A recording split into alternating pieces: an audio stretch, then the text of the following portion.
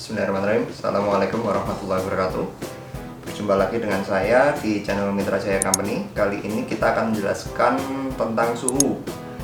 Ini adalah video tips yang ketiga. Sebelum kita nanti mulai lebih detail dan kita akan melihat langsung ke unitnya, saya akan sedikit menjelaskan di awal tentang pentingnya suhu di dalam proses penetasan. Di dalam proses penetasan, seperti yang dua video dan video-video yang lalu pernah saya jelaskan, sebenarnya adalah penetasan sendiri merupakan bentuk tiruan dari manusia tentang cara menetaskan secara alami gitu ya. Jadi induk ayam yang mengetami telurnya itu menggunakan suhu badannya yang ada di daerah abdominal, dan itu dikontakkan langsung ke telur. Dan memang suhu unggas itu memang tinggi, lebih tinggi daripada suhu manusia. Itu suhu unggas yang dicek ketika proses pengelaman itu adalah 38 derajat Celcius atau 100 Fahrenheit. Dari situ kita meniru di dalam penetasan, di dalam mendesain sebuah mesin penetas. Tentu saja nanti ada kondisi-kondisi tertentu dan cara-cara tertentu untuk bagaimana caranya mengendalikan suhu itu. Terus nanti suhu juga ada beberapa jenis. Jadi nanti ada suhu ruang mesin, ada suhu Excel temperatur atau suhu cangkang telur. Itu dua hal yang berbeda, nanti kita akan jelaskan ketika berada di unit. Terus bagaimana suhu setiap jenis unggas, beda apa tidak? Ada perbedaan. Perbedaan setiap jenis unggasnya juga ada. Terus apakah awal penetasan sampai akhir penetasan itu suhunya tetap atau suhunya berubah, misalkan seperti itu? Ada dua pendapat, ada dua jurnal yang menjelaskan tentang suhu statis dan suhu dinamis. Jadi suhu statis itu dari awal penetasan hingga akhir penetasan itu tetap di 38 derajat Celcius, tapi juga ada yang menjelaskan atau membuat teori kalau suhu penetasan itu dinamis atau berubah, dan ketika umur penetasan itu lebih tua, lebih lama, itu suhunya sedikit naik, tapi tentu tidak lebih tinggi daripada suhu mortalitas, suhu yang mengakibatkan kematian, suhu letal. Suhu letal itu di suhu 40 derajat. 40 derajat selama 2 jam itu akan embrio akan mengalami kematian atau dead embryo. Jadi itu yang perlu diperhatikan oleh operator penetasan. Tentang suhu ini sangat krusial ya, sangat penting sekali, perlu diawasi, karena dengan suhu ini bisa mengakibatkan kematian atau kecacatan dan lain sebagainya. Itu sangat penting di suhu ini. Jadi mungkin di video tentang suhu ini kita akan jelaskan bisa sampai 2-3 part. Yang pertama ini kita akan menjelaskan tentang bagaimana cara mengendalikan suhu ketika telur itu awal mula belum masuk ke mesin, itu dikendalikan seperti apa, ditempatkan di suhu seperti apa sampai ke dalam mesin. Langsung saja, kebetulan baru kemarin kita masukkan untuk uji coba mesin lagi, dan kebetulan juga kita ada produk baru tipe rak geser, dan kita masih statusnya masih prototype, itu nanti kita masih uji coba, nanti kita akan lihat langsung ke unitnya. Baik, langsung saja kita ke sana. Baik, kita lanjutkan di part ini kebetulan yang seperti yang saya jelaskan di introduction yang tadi, kita sekarang sudah ada di unit mesin. Kita sekarang sedang melakukan proses pengujian mesin karena ada beberapa inovasi yang kita lakukan, perubahan yang ada di dalam mesin.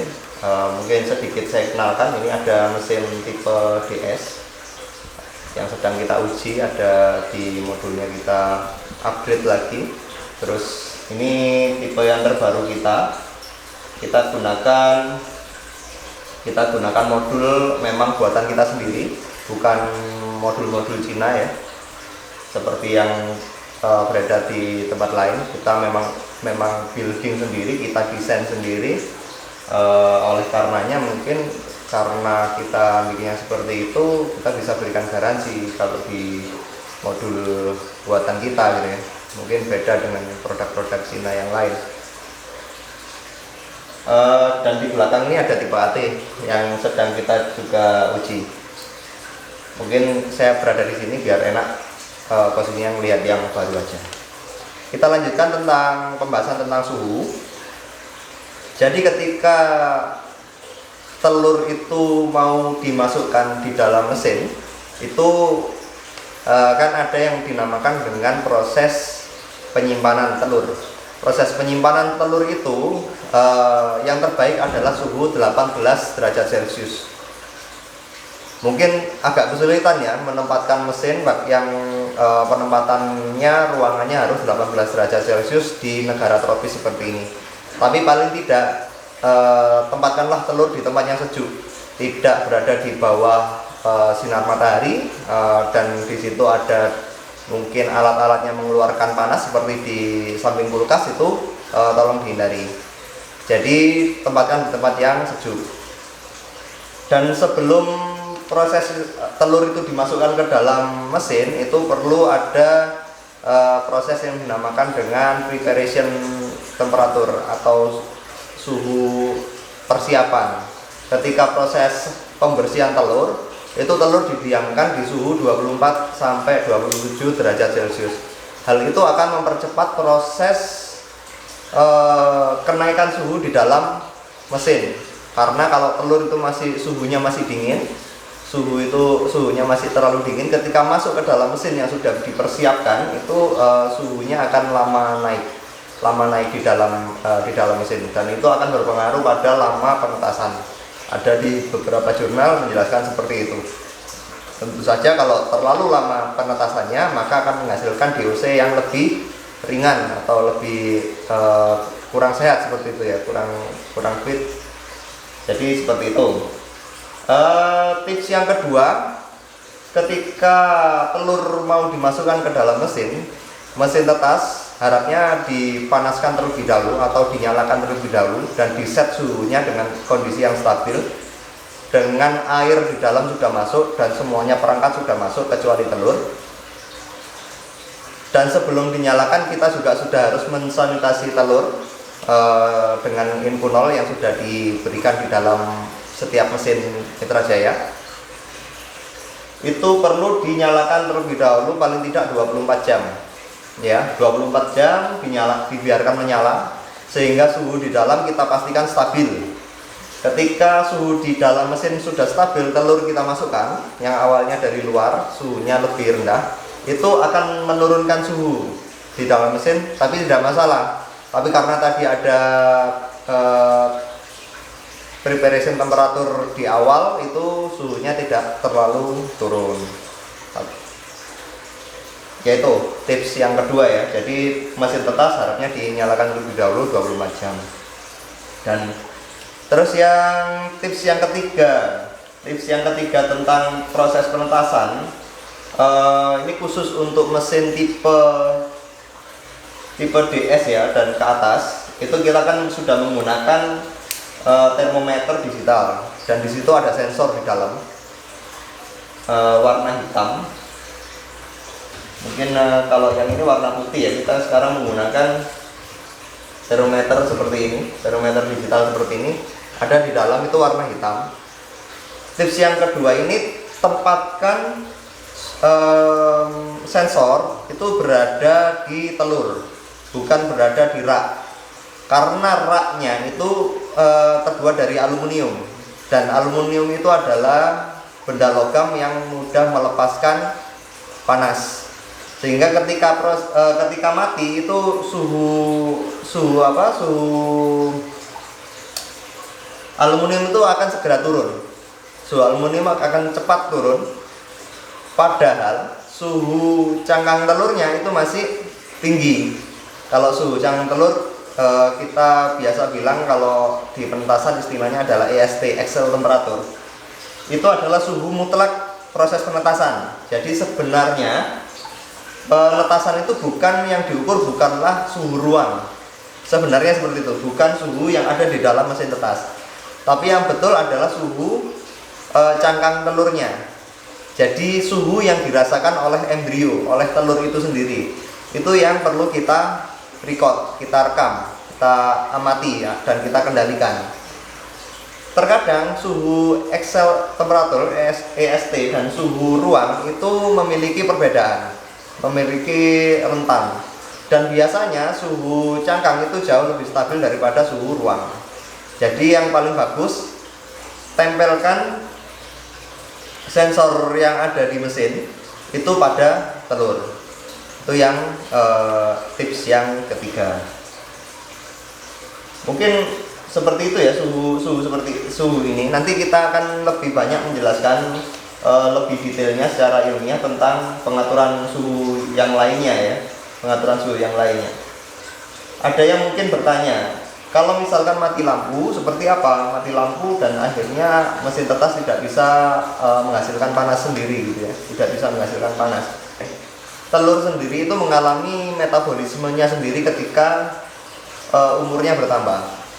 Ketika umur telur itu masih muda atau masih awal-awal penetasan seperti ini, itu memang telur tidak bisa menghasilkan panasnya sendiri. Tapi ketika telur itu sudah berumur di atas sudah umur belasan hari, itu sebenarnya telur sudah bisa menghasilkan panasnya sendiri dengan proses metabolisme embrio itu, dengan menyerap oksigen dan mengeluarkan CO2. Itu sudah bisa menghasilkan panas sendiri. Dan di umur-umur seperti itu sebenarnya sudah bisa lebih stabil dalam mesin. Namun tetap ketika sampai suhu turun di bawah 36 derajat Celcius, efek terburuknya apa? Efek terburuknya adalah keterlambatan penetasan. Itu efeknya. Tapi jangan dianggap remeh ya keterlambatan penetasan ini. Ketika keterlambatan penetasan yang harusnya misalkan ayam 21 hari, itu ternyata menetas lebih dari 21 hari, bisa 22, 23 sampai 25 hari. Efek terburuknya adalah telur itu selama delay menetas itu dia tetap melakukan respirasi atau pernafasan, dan dia juga mengalami evaporasi atau penguapan air di dalam telur itu sendiri. Ketika telur itu mengalami evaporasi, dengan otomatis air di dalam telur itu akan banyak berkurang, banyak hilang, menguap. Ketika air di dalam telur itu banyak menguap, itu akan mengakibatkan telur itu akan mengalami dehidrasi. Ketika dehidrasi, efeknya apa? Ketika proses menetas akan lebih kesulitan. Jadi cangkang dengan embrio itu akan menempel karena tidak ada cairan di antaranya, sehingga biasanya mengalami kegagalan atau kecacatan penetasan. Nah, itu kalau misalkan sampai terjadi suhu terlalu rendah gitu ya. Bagaimana cara mengatasi biar suhu itu lebih stabil di dalam mesin tetas? Ini ada di penelitian saya, di tesis saya kemarin itu, tapi tidak terlaksana. Kita mengikuti proses penetasan secara alami. Ya mungkin ini kita juga masih belum ada produknya dan masih belum saya patenkan, tapi nggak apa-apa saya jelaskan, ini bagi-bagi ilmu. Dalam proses penetasan secara alami itu memiliki perbedaan dengan proses penetasan konvensional menggunakan mesin seperti ini ya. Menggunakan sistem alami itu, abdomen dari induk atau perut dari induk itu langsung menempel, langsung kontak dengan telur. Perambatan telurnya itu dinamakan dengan kalau tidak salah, saya agak lupa, itu konduksi ya. Jadi ada menggunakan proses perambatan suhu dengan cara konduksi. Temperatur yang dari perut langsung menempel pada telur. Sedangkan pada mesin tetas seperti ini itu menggunakan dua prinsip. Kalau kita pakai yang mesin besar juga, yang menggunakan blower di mesin 500 ke atas, dan mesin seperti ini itu menggunakan dua prinsip perambatan. Yang pertama adalah perambatan secara radiasi, perambatan telur dengan cahaya lampu. Jadi cahaya lampu itu yang menghangatkan telur. dan secara konveksi atau perambatan telurnya itu melalui perantara udara. Kedua cara atau perambatan telur ini memiliki kelemahan sebenarnya jika dibandingkan dengan perambatan telur secara konduksi seperti alami. Apa kelemahannya? Coba Anda bayangkan ketika Anda menempatkan tangan, kulit tangan Anda itu di sinar matahari. Seketika itu tangan akan merasakan hangat, ya, merasakan hangat. Terus kita tarik tangan kita itu di area yang tidak terkena sinar matahari atau di bayangan seperti itu ya. Seketika itu tangan kita akan merasakan sejuk atau dingin ya. Tidak seperti di bawah sinar matahari langsung itu. Sebenarnya itu yang dirasakan oleh telur. Ketika nyala dan mati seperti ini, telur sebenarnya tidak merasakan nyaman. Lebih nyaman sebenarnya dia merasa suhunya stabil seperti proses pengaraman secara alami yang konduksi seperti itu. Begitu pula dengan secara konveksi yang menggunakan blower. Ketika dihembuskan panas, itu lebih baik sebenarnya daripada radiasi. Dihembuskan panas itu dia akan merasakan hangat, tapi ketika hembusannya berhenti itu dia akan merasakan lebih dingin daripada awalnya. Ini adalah tips yang sempat saya buat penelitian, membuat suhu di dalam suhu ST atau Excel temperatur itu lebih stabil. Itu bagaimana ya caranya untuk di dalam mesin? Kita menggunakan, penelitian saya menggunakan kain yang itu kita menggunakan kain serat bambu. Kita tempatkan berada di atas dan di bawah mesin, di bawah telur. Jadi saya namakan alat itu metode itu dengan nama egg blanket atau selimut telur. Telur kita selimutin. Dan kain yang kita gunakan itu kain yang berwarna hitam. Dengan prinsip kalau warna hitam kan lebih mudah untuk menyerap panas dan lebih mudah untuk melepaskan panas. Jadi kain hitam itu, kain serat bambu itu kita letakkan di atas telur sehingga sinar dari lampu itu tidak langsung mengenai cangkang telur, tapi mengenai dulu di egg blanketnya. Dari egg blanket itu dia akan menahan panasnya dan akan menyalurkan suhu secara konduksi ke telur. Itu yang kita buat di penelitian saya, dan ternyata itu juga menghasilkan keberhasilan yang jauh lebih baik karena di situ kelebihannya juga kelembapan dari air yang ada di bawah, air yang kita tempatkan di dalam mesin itu tidak langsung menguap hilang, namun itu akan tertahan oleh kain itu sehingga kebutuhan kelembapan telur itu terpenuhi. Tentu di situ perlu diperhatikan ya tentang oksigen. Perlu diperhatikan tentang oksigen yang saya jelaskan di part 1. Bagaimana ketebalannya, bagaimana kondisi tekstur dari kain itu sendiri, itu perlu diamati lebih lanjut. Tentu saya punya formulanya, kain apa yang digunakan, ketebalannya seperti apa, pori-porinya seperti apa, sehingga oksigen pada telur itu masih terpenuhi namun suhunya lebih baik. Tapi produk itu belum kita keluarkan. Kalau misalkan ada yang berminat silakan komen di komentar. Mungkin kalau banyak yang berminat kita akan produksi dan kita akan pasarkan untuk egg blanket itu. Dan kita tahu sendiri kalau kain serat bambu itu dia antibakteria sehingga menjaga telur agar tidak mudah busuk ketika proses penetasan seperti itu. Ini bagi ilmu ini ya, nggak apa-apa. Mungkin nanti ada yang mau bikin, nggak masalah saya kira. Tapi perlu penelitian yang panjang. Saya sendiri penelitian itu panjang. Kita kombinasi antara serat bambu dengan katun, dengan nilon dan lain sebagainya kita kombinasi. Tapi masih belum kita produksi. Tunggu komentar dari konsumen ya. Mungkin masih banyak sekali penjelasan tentang suhu penetasan ini. Nanti kita akan melanjutkan di part selanjutnya karena ini sudah terlalu lama sepertinya videonya. Terima kasih, semoga bermanfaat video kali ini.